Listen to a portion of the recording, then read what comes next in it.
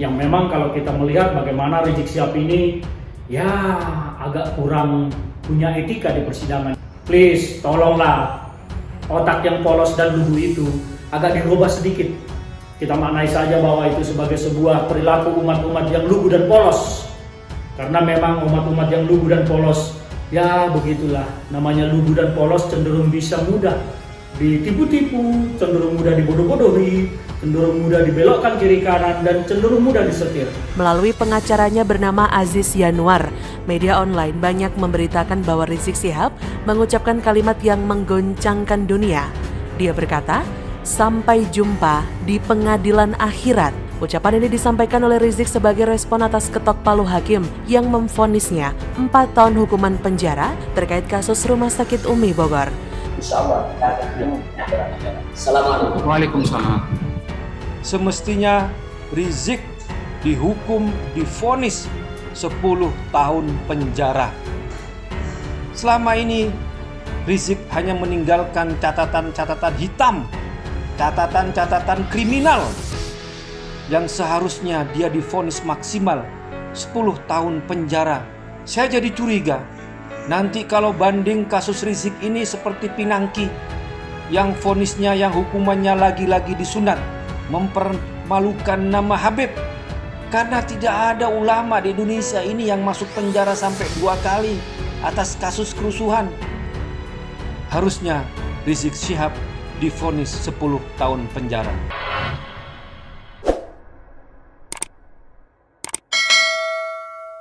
Saudara Rizik Syihab atas dakwaan dan tuntutan jaksa penuntut umum terkait dengan kebohongan hasil swab tes di Rumah Sakit Umi Bogor. Menarik ini karena banyak sekarang kita lihat berseliweran di media sosial ajakan-ajakan untuk datang mendatangi Pengadilan Negeri Jakarta Timur, katanya sih mengawal vonis Rizik Syihab. Bahkan di dalam pembelaan-pembelaannya pun Rizik Syihab secara gamblang dan vulgar menyatakan, saya khawatir nanti jutaan. Nah ini jutaan apa? JPU telah menuntut Rizik Syihab 7 tahun pidana kurungan. Nah ini ada yang bilang begini ketinggian, ada ini segala macam. Tetapi menurut saya bahwa jaksa punya pertimbangan khusus. Kenapa menuntut Rizik Syihab 7 tahun? Terutama dengan sikap dan perilaku Rizik Syihab selama persidangan, yang memang kalau kita melihat bagaimana Rizik Syihab ini ya agak kurang punya etika di persidangannya, kurang menghormati persidangan, bahwa ini adalah sidang negara, bukan sidang penguasa. Kalau kita cermati persidangan yang telah berlalu, mulai dari pembacaan dakwaan, pemeriksaan, sampai kepada replik-duplik semuanya, kita melihat bagaimana kesaksian-kesaksian di sana memang menunjukkan bahwa ada kebohongan di sana. Boleh saja Rizik Syihab membela diri tidak berbohong, tetapi fakta-fakta persidangan tidak bisa dibohongi. Kita maknai saja bahwa itu sebagai sebuah perilaku umat-umat yang lugu dan polos. Karena memang umat-umat yang lugu dan polos, ya begitulah, namanya lugu dan polos cenderung bisa mudah ditipu-tipu, cenderung mudah dibodoh-bodohi, cenderung mudah dibelokkan kiri kanan, dan cenderung mudah disetir. Saya berharap kecerdasan kita semua bertumbuh supaya kita bisa mengetahui mana yang baik, mana yang tidak baik. Salam dari saya, Ferdinand Huta Hayan. Semoga besok hakim menjatuhkan vonis yang seadil-adilnya untuk Rizik Syihab. Kita akan tunggu, tetapi saya mengajak masyarakat Indonesia untuk memberikan dukungan moral kepada hakim yang memeriksa perkara ini, untuk tidak takut dengan tekanan apapun, untuk tidak takut dengan ancaman-ancaman apapun, untuk tidak takut melihat kerumunan massa apapun yang mencoba mengintervensi dan mengintimidasi mental hakim. Saya mengajak seluruh rakyat Indonesia untuk mendukung hakim, membela hakim, supaya hakim bisa menjatuhkan vonis yang adil bagi seluruh bangsa, negara, masyarakat, warga negara, dan termasuk bagi Rizik Syihab sendiri dan para pendukungnya. Karena persidangan ini adalah tujuannya keadilan. Jangan ada yang mengancam-ancam hakim, jangan ada yang mengintervensi hakim, jangan ada yang mencoba-coba membuat kegaduhan di Republik ini lagi. Karena apa? TNI Polri pasti akan bertindak. Rizik dinyatakan terbukti melakukan kebohongan dan keonaran terkait kondisinya saat dirawat di Rumah Sakit Umi, di mana saat itu juga ramai diberitakan bahwa Rizik keluar dari Rumah Sakit Umi melalui pintu belakang. Tindakan yang wajar memantik rasa curiga dari masyarakat bahwa ada yang Rizik sembunyikan terkait kondisinya yang diduga kuat terpapar COVID-19. Nah, kalau memang semuanya baik-baik saja alias tidak ada yang perlu disembunyikan, mengapa harus lewat pintu belakang, ya kan? Nah, lewat ucapan sampai jumpa di pengadilan akhirat tadi, kembali Rizik hendak membawa-bawa urusan pribadinya, di mana seharusnya ia tinggal bertanggung jawab dengan kesiapan menjalani hukuman penjara, tapi masih juga membawa hal-hal yang berkaitan dengan agama. Memangnya kalau digelar pengadilan akhirat nanti, Rizik dan semua pengadil alias majelis hakim akan diadili secara khusus, tanpa bisa mengelak, tanpa bisa menuduh orang lain bersalah, dan tanpa ada yang bisa disembunyikan. Atau jangan-jangan Rizik merasa dirinya tetap benar di hadapan Tuhan, lantas memprotes keras hasil keputusan dari penghakiman ilahi itu, bahkan melakukan walkout, bisa disampluk malaikat dan ditendang ke neraka bagian bawah lubim. Terutama membawa kasus Rumah Sakit Umi yang menurut pihak Rizik sebagai perlakuan dan vonis yang tidak adil. Jangan bikin saya ketawa ngakak dah. Setahu saya, urusan pengadilan akhirat bicara soal urusan personal setiap orang dengan Tuhan yang akan menghakimi manusia menurut perbuatan yang mereka lakukan selama hidup di dunia. Maka dengan catatan ini, seharusnya Rizik lebih gentar menghadapi pengadilan akhirat yang akan membuka semua kehidupannya di dunia ini. Dan seperti biasa, reaksi netizen dan para pegiat media sosial pun langsung riuh begitu membaca berita soal pernyataan Rizik tadi. Tak terkecuali seorang permadi Abu Janda Arya, pegiat media sosial yang kita tahu gemar mengunggah ucapan, gambar, hingga video parodi terkait Rizik, FPI, dan gerombolan yang pro terhadap sosok yang pernah kabur ke Arab Saudi selama 3,5 tahun tersebut. Tulisnya, pagi-pagi baca berita Rizik ajak hakim ketemu di akhirat. Ucapan adalah doa, kita aminkan saja yuk guys, amin. Seperti bisa diduga, banyak netizen sepakat dengan Abu Janda yang bisa kita baca di kolom komentar unggahan tersebut. Sadis juga sih kalau dipikir-pikir, tapi secara logika ada benarnya. Kalau ada orang mengajak ketemu di pengadilan akhirat, tulis Abu Janda, mari kita aminkan bersama semoga si Rizik yang duluan ke pengadilan akhirat sana. Amin ya Rob. Begitulah kira-kira ucapan yang disematkan pada gambar di akun IG Permadi Aktivis 2 yang saya lihat pada 26 Juni 2021 pagi. Tak lupa caption ala Abu Janda dicantumkan juga dalam unggahan yang menyertakan gambar dirinya seperti sedang berdoa dengan kaos putih dan mengenakan peci putih. Kan berarti harus ada yang berangkat duluan, baru disusul oleh orang yang diajak tadi. Selisih waktunya bisa cukup singkat, bisa juga agak lama, tergantung takdir ilahi yang memutuskan kapan seseorang dipanggil ke sana. Termasuk ke dalam hal ini Rizik dan para majelis hakim yang disebut oleh pengacara Rizik tadi. Membaca berita dan komentar dari si pengacara tadi, saya semakin tidak habis pikir. Bagaimana bisa mengubah hati, pikiran, dan ucapan orang ini? Majelis Hakim PN Jaktim yang mengadili perkara Habib Rizik menawarkan beberapa opsi ke Habib Rizik dan pengacara setelah membacakan putusan 4 tahun penjara terkait kasus swab Rumah Sakit Umi. Salah satunya hakim menawarkan opsi permohonan pengampunan kepada Presiden Jokowi. Jika dulunya dia terkena COVID lalu ditangkap dan dipenjara dan kini harus menjalani hukuman 8 bulan plus 4 tahun dari 2 kasus yang sudah diadili, belum dengan kasus-kasus lain yang kabarnya mengantri, mau peristiwa apa lagi yang membuatnya jerah. Lalu setidaknya mulai berubah menjadi lebih santun, mengingat usianya juga sudah semakin uzur. Mungkin kalau melihat Ahok mendadak muncul di depannya sambil menggandeng istri dan menggendong anaknya kali ya. Hahaha, saya bayangin kalau peristiwa itu sampai terjadi, bukannya bertobat dan berubah, malah ngamuk-ngamuk, terus bisa mendadak stroke. Dan game over. Bagaimana menurut Anda? Begitulah kura-kura. Ketiga adalah hak untuk mengajukan permohonan pengampunan kepada Presiden dalam hal saudara menerima putusan, yaitu garansi. Tutur hakim memberi opsi, tapi tentu saja saking ponggahnya Rizik atas ketiga opsi itu, Rizik dan kuasa hukumnya tegas menyatakan banding. Jadi demikian ya terdakwa, ini hasil musyawarah majelis hakim.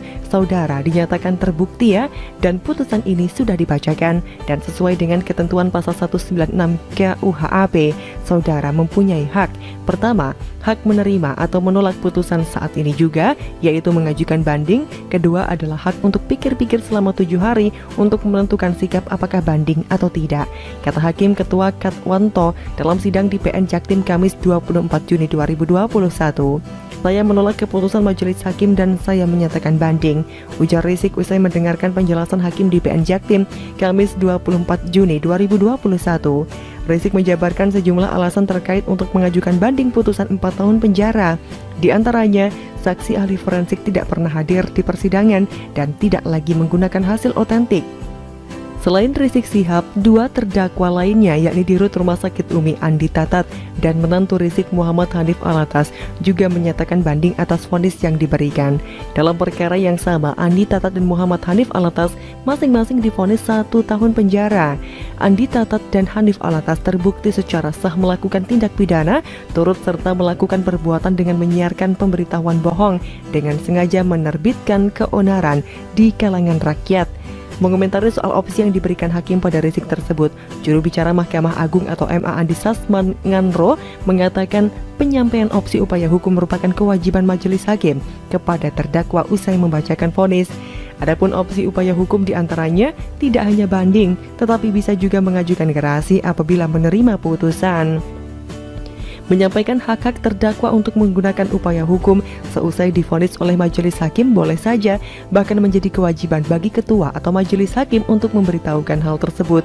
Upaya hukum itu tidak hanya banding atau kasasi, tetapi juga terdakwa apabila menerima putusan dapat mengajukan gerasi ke presiden, kata Andi saat dihubungi Kamis 24 Juni 2021. Pakar Hukum Pidana Universitas Muhammadiyah Jakarta, Khairul Huda mengungkapkan ketidaklaziman saat Majelis Hakim Pengadilan Negeri Jakarta Timur atau PN Jaktim memberikan opsi salah satunya meminta ampunan Presiden Jokowi untuk Rizik merespon vonis 4 tahun bui.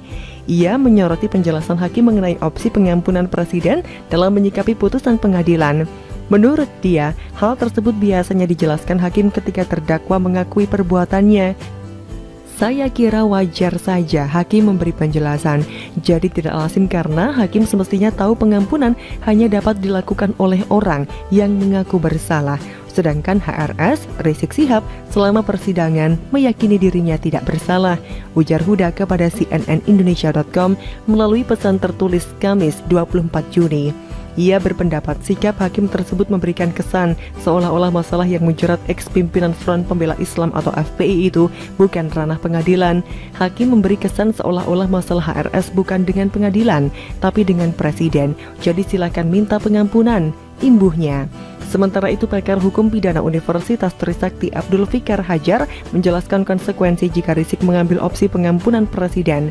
Di antaranya adalah ia diampuni dan hukuman dikurangi, diampuni dan dibebaskan, serta permintaan pengampunan ditolak. Soal berapa besar akan diampuni sepenuhnya kewenangan presiden, ucap dia. Yaelah bibip, dikasih opsi gerasi, minta ampun ke presiden, kok kau tolak mentah-mentah? Ya sudah, selamat membusuk di penjara ya. Bagaimana menurut jurnalister? Silakan untuk tulis komentar di kolom komentar. Jangan lupa untuk like, subscribe, dan juga share. Harusnya Rizik Syihab divonis 10 tahun penjara sesuai ancaman pasal nomor 1415 tahun 1946 tentang peraturan hukum pidana yang didakwakan kepadanya. Kalau kita bandingkan dengan kerusuhan keonaran yang selama ini dilakukan oleh Habib Rizik beserta pengikutnya, meskipun jaksa sudah menuntut 6 tahun, tapi bagi kita tidak puas tuntutan itu, apalagi vonis hakim yang hanya 4 tahun penjara.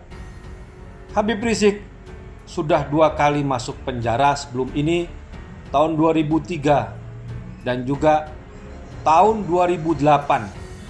Sebelum ini juga divonis kasus kerumunan di Petamburan 8 bulan dan kerumunan di Megamendung denda 20 juta. Saat ini hanya divonis 4 tahun penjara, padahal ancamannya itu 10 tahun penjara. Apalagi pendukungnya yang terbukti terkait dengan aksi-aksi terorisme, merakit bom karena mereka ingin datang ke pengadilan Rizik. Kemudian juga Munarman ditangkap oleh Densus 88 dan beberapa anggota FPI yang lain. Kemudian FPI juga sudah dibubarkan karena terbukti membuat kerusuhan dan ingin mendirikan khilafah Islamiyah di Indonesia yang bertentangan dengan Pancasila, UUD 45, NKRI, dan Bhinneka Tunggal Ika. Semestinya Rizik dihukum, divonis 10 tahun penjara. Selama ini Rizik hanya meninggalkan catatan-catatan hitam, catatan-catatan kriminal. Saya jadi curiga, nanti kalau banding kasus Rizik ini seperti Pinangki, yang vonisnya, yang hukumannya lagi-lagi disunat, yang seharusnya dia divonis maksimal 10 tahun penjara, bukan hanya 4 tahun penjara. Kita tidak akan pernah rela atas vonis yang rendah kepada Rizik Syihab yang mempermalukan nama ulama. Tidak ada yang namanya Habib di Indonesia ini yang masuk penjara sampai 2 kali atas kasus kerusuhan. Mempermalukan nama Habib, karena tidak ada ulama di Indonesia ini yang masuk penjara sampai 2 kali atas kasus kerusuhan. Oleh karena itu, jangan sebut Rizik sebagai Habib, sebagai ulama, karena tidak mencerminkan akhlak karimah seorang ulama, seorang Habib. Masih banyak ulama yang lain, masih banyak habaib yang lain yang bisa kita jadikan sebagai suri tauladan, sebagai panutan, sebagai kiblat umat menentukan kehidupan masa depan. Harusnya Rizik Syihab divonis 10 tahun penjara.